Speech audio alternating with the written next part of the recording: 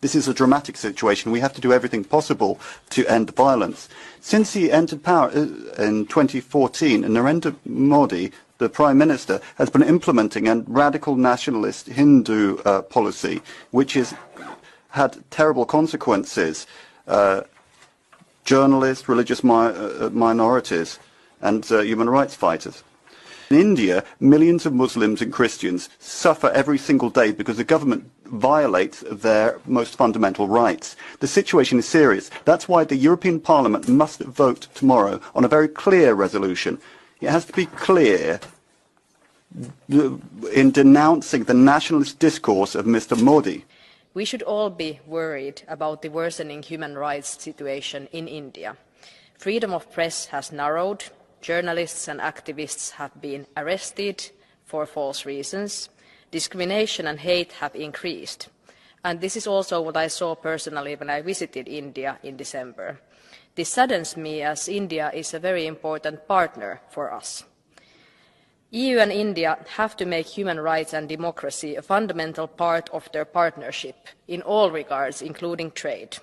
Our joint resolution is crystal clear. We are calling on India to do everything within its power to end ethnic and religious violence, to punish perpetrators and end Hindu extremism.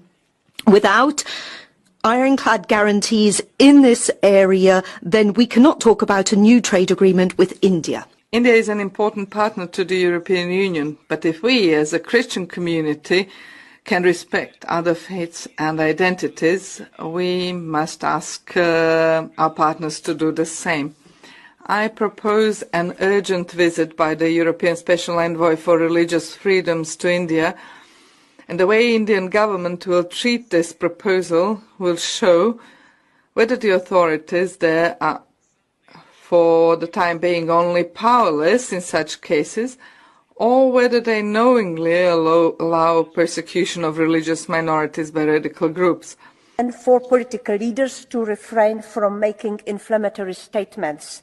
They should impartially mediate tensions and reject any nationalistic rhetoric. Today, let us send a clear message. The EU holds a powerful tool in trade policy, and we demand the integration of human rights into our EU-India partnership. Indian officials often like to boast that the country is the world's largest democracy. Intolerance and violence against religious minority paint a different picture. These attacks against Christians are not isolated incidents. They are organized, leaving behind destruction and shattered